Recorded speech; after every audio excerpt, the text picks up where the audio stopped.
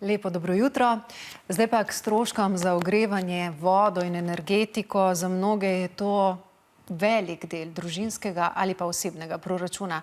Zima je pred vrati, strah in negotovost, ali bodo ljudje in ali bomo zmogli plačevati položnice, ta strah v družbi narašča. No, energetski dodatek, ki bo namenjen najbolj ogroženim, naj bi ublažil te skrbi, zneske pa lahko znižamo tudi s takimi majhnimi koraki in z majhnimi spremembami, predvsem navad. Z nami je to jutro dr. Tomislav Tkalec, sodelavec Fokusa, Društva za sonaraven razvoj. Dobro jutro, dobrodošli. Pozdravljeni. Torej, nedavno nazaj, spomladi ste bili na našem koncu, Istra se je vključila v vašo raziskavo in s to raziskavo poskušate zmanjšati stopnjo revščine in tudi ublažiti rabo energije. Kaj zdaj kaže raziskava? Ste že obdelali podatke? Kje smo? Ja, v bistvu gre kar za en cel evropski projekt, kjer je vključenih 7 partnerjev 6 držav. Torej, mi tudi koordiniramo ta projekt na evropski ravni. Aktivnosti smo izvajali v 4 obalnih občinah. Tukaj, torej, poleg te neke raziskave je bil tudi nek aspekt praktičnega pomaganja gospodinjstvom. Torej, izvajali smo energetsko svetovanje, ob tem tudi pridobivali podatke za raziskavo in tudi vsako gospodinjstvo je dobilo en paket, brezplačni paket naprav za varčevanje z energijo in vodo, ki na letni ravni prihranijo približno 40 do 60 evrov na gospodinjstvo. Zdaj govorimo tu o čisto enostavnih zadevah, od varčnih sijalk, tesnil za okna, varčevalni nastavki za pipe in podobno. Torej naprave, ki so poceni, ampak pač vse to je bilo zastonj za gospodinjstva.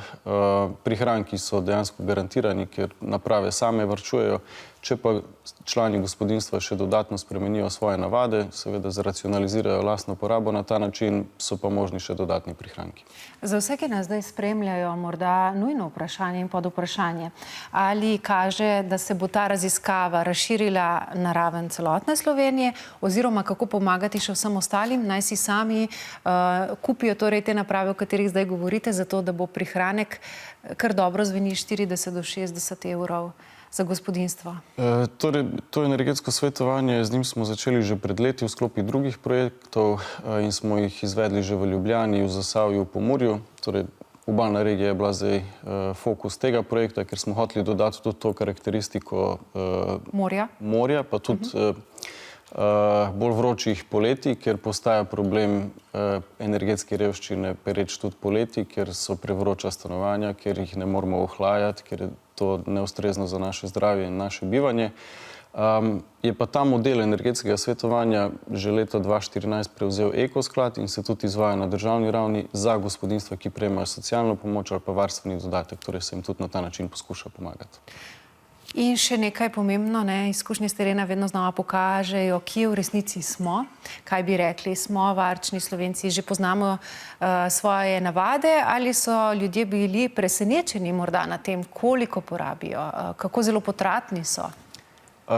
Spekter je zelo širok, torej imamo od gospodinjstev, ki so zelo varčna, tudi seveda zaradi lastnih potreb, ker si ne morejo privoščiti, in nekateri se nahajajo v zelo težkih situacijah, seveda do gospodinjstev, ki pa jih ne skrbi preveč in tudi, ne vem, celo zimo imajo odprto okno, pa ogrevanje tudi na polno, sploh pri vas, ker se večina ogreva s klimo, kar pomeni, da evri grejo direktno čez okna ven. So pa dejansko tudi neke razlike med regijami. Torej, Primorska se kaže kot regija, kjer je malo manj zavedanja glede teh tem varčevanja z energijo kot v drugih regijah.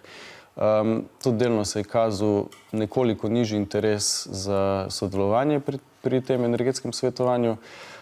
Je pa zagotovo to bilo povezano tudi s trenutno situacijo, ker smo zadevo izvajali v času covida in tudi delnih ukrepov covida, tako da ti 2 leti sta pripomogli k temu, da se ne radi odločamo za neke nove interakcije, ne vem, spuščamo tuje osebe v stanovanje in podobno.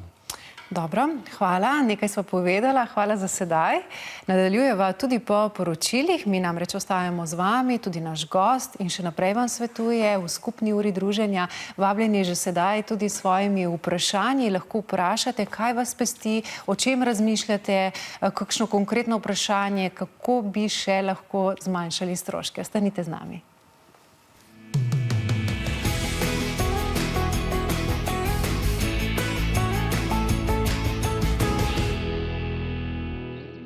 Račun gor, temperatura dol, kaj pa mi, naša kvaliteta življenja. Dr. Tomislav Tkalec je z nami iz Društva za sonaraven razvoj. Še enkrat lepo dobro jutro in prav tako tudi vam, drage gledalke in gledalci, in seveda vabljeni, da se nam v nadaljevanju pridružite s svojimi vprašanji. 056685 je naša telefonska številka. Midva pa nadaljujeva pogovor, tudi v naših poročilih smo govorili o revščini. Včeraj sprejeta uredba, kaj prinaša? Tako, dejansko po dolgem času prinaša samo definicijo energetske revščine, merila, torej na kak način se bo merilo to na državni ravni, zato da vemo, kje trenutno smo, ali so ukrepi, ki se izvajajo, učinkoviti, torej ko bomo spremljali v nadaljevanju in da lahko dejansko te kazalnike primerjamo z drugimi državami v Evropi, da vidimo, kje smo tu in ali je treba kaj izboljšati. Ima določene pomanjkljivosti tudi glede mogoče same definicije, ampak predvsem je ključno to, da ne vključuje ukrepov za zmanjševanje energetske revščine, za blaženje. Ti naj bi bili vključeni v akcijski načrt, ki bo pripravljen naslednje leto. Tako da zagotovo ta uredba predstavlja en korak naprej. Tudi Slovenija bo ena izmed zaenkrat še redkih držav v Evropski uniji, ki trenutno ima tudi sprejeto definicijo o energetski revščini, tako da zadeve se premikajo, še vedno pa treba zelo veliko narediti. In tudi na terenu, kot sem rekla, in tudi vi ste to počeli nedavno, torej še letos na našem primorskem koncu, sicer pa, kot ste rekli, ste obiskali tudi druge konce Slovenije in ljudem svetovali, naj si zagotovijo naprave, s katerimi lahko svoj račun dejansko kar občutno zmanjšajo oziroma ga prilagodijo novim razmeram. Kje torej te naprave in ali je vseeno, katere naprave, kako je najlažje pot do njih? Ja, torej ta brezplačen paket naprav, ki so ga gospodinjstva dobile z naše strani, vključeval LED sijalke, ki so itak trenutno standardne. Moramo biti pa pri tem pozorni, seveda, kakšno barvo svetlobe kupujemo. Za domači prostor je najbolj smotrna topla bela oziroma topla rumena, ne pa hladne bele, tiste so za delovne prostore. Varčevalni nastavki za pipe in tuše, torej en nastavek, aerator, izgledajo vsi enako, ampak je pa treba biti pozoren na to, da piše gor, da je eko ali varčevalen oziroma da zmanjša pretok vode, ker je bistvo, da zmanjša pretok vode. In tuš in pipa na ta način prihranimo ne samo pri vodi, ampak tudi dejansko pri ogrevanju same vode, torej tudi pri energiji. Potem pa še take enostavne napravce oziroma materijali, tesnila za okna. Zdaj, če imamo nova okna, nam to ne koristi, če imamo pa starejša okna, ki ne tesnijo, pa take zadeve zelo prav pridejo tudi pri vratih, recimo. Torej, take enostavne naprave, da se jih skoraj povsod dobiti, je pa treba biti pozoren na to, da vzamemo res tiste, ki so malo kvalitetnejše in tiste, ki imajo gor tudi neke specifikacije glede varčevanja. Torej, da bodo dejansko služile funkciji. Še enkrat lepo vabljeni, da se nam oglasite s svojimi vprašanji. Strokovnjak je tu zato, da vam pomaga tudi do boljšega počutja doma in tudi na nek način do varčevanja. In o počutju bova zdaj kakšno rekla, kdaj pretiravamo oziroma kaj hitro se lahko zgodi, da zaradi vseh teh ukrepov, v katerih bodo nekateri prisiljeni prej kot drugi, kvaliteta življenja tako zelo pade, da ni več vredna dostojnega človeka. Ali ste v raziskavah na terenu merili tudi to in kaj svetujete? Ja, dejansko v sklopu teh naših projektov smo po Sloveniji izvedli približno 900 teh svetovanj, kar je precej. In tudi približno toliko vpogleda v gospodinjstva smo dobili.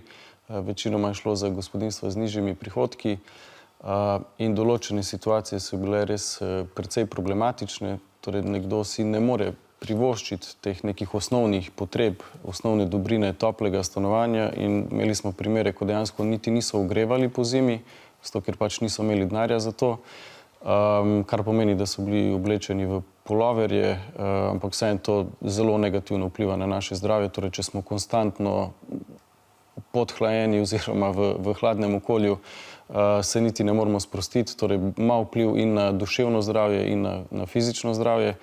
Imeli smo situacije, kjer so si ljudje rezali radiatorje ven, ker hoteli niso zmogli plačevati računov za centralno ali pa daljinsko ogrevanje. Sicer je bilo malo problematično, ker še vedno so morali fiksne stroške plačevati, tako da ni bil najbolj učinkovit ukrep, ampak so te zadeve potem menjali, recimo kupili so električni radiator, ogrevali en prostor v stanovanju za 1 uro na dan in je bilo to. Torej neke situacije, ki bi se jih v razviti državi se mi zdi, da ne bi smeli več govoriti o njih, torej bi mogli izpostaviti več nekih sistemov pomoči tem gospodinjstev in na ravni tega, da se jim nekako finančno pomaga, torej v sklopu nekih socialnih pomoči in pa tudi na drugi strani za ukrepe energetske učinkovitosti. Dovolite pod vprašanje. Pravite, da sooblikujete to politiko, torej si lahko obetamo v prihodnje, da do tega več ne bo prišlo, da boste taka gospodinjstva pripeljali do točke, ko bo pomoč taka, da bodo lahko tudi oni imeli kvaliteto življenja, ki si jo zasluži vsakdo. Torej, sami se vključujemo v javne razprave, podajamo predloge, komentarje na zakonodajo, tudi v sklopu procesa te uredbe. Treba je priznati, da zadeve se premikajo, vendar zelo počasi, kar nam ni najbolj po godu in želimo, da bi zadeve že zdaj imeli vzpostavljene, ampak če nekako govorimo, torej Ekosklad ima 4 programe za socialno šibka gospodinjstva, torej za zmanjševanje energetske revščine, kjer ponujajo 100% subvencije. Ministrstvo za delo, družino, socialne zadeve je že lani dalo neki energetski oziroma energijski dodatek zaradi energetske krize, energetske draginje. Letos ponovno, letos so še nekoliko razširili ta sklop oziroma v bolj neki pozitivni konotaciji povabili ljudi, da se tudi prijavijo za izredno socialno pomoč, kjer jo nekateri zagotovo lahko dobijo, ki o tem trenutno niso razmišljali. Tako da zadeve se premikajo tudi v sklopu teh nekih ukrepov energetske učinkovitosti na področju zmanjšanja energetske revščine. Bo zagotovo v prihodnjem letu narejen velik korak naprej, zato ker bo na voljo precej več sredstev za ta namen, torej tudi iz sklada za podnebne spremembe kot iz kohezijskih sredstev. Je računati, da bo kar nekaj 10 milijonov evrov za te potrebe. To je gotovo dober obet. Greva nazaj k konkretnejšim vprašanjem, da ne bova pregloboko zabredla v evropske energetske politike. In za to vprašanje, kaj je s tako imenovanimi ekoprogrami, torej na pralnih strojih, pa še kje drugje jih imamo? Kaj tisti eko pomeni in ali je res eko? Torej, ali več privarčujemo, če peremo perilo 3 ure, koliko traja naša oddaja recimo, ali 20 minut in na hitro peremo in včasih, če beremo droben tisk, ugotovimo, da se pa tam porabi še več. A to drži, a je to zmotno? Zdaj, odvisno je, s čim primerjamo. Torej, če primerjamo ekoprogram z normalnim standardnim programom na pralnem stroju, torej pranje na 40 stopinj normalno ali pa eko, bo zagotovo ekoprogram porabil manj energije in vode v tem primeru. Ampak če zdaj primerjamo ekoprogram z nekim hitrim programom pranja v pralnem stroju v 20 minutah, bo seveda ta v 20 minutah porabil manj. Kakorkoli, pri elektronskih napravah, aparatih je vedno smiselno gledati, da če kupujemo nove, da vzamemo energetsko učinkovite.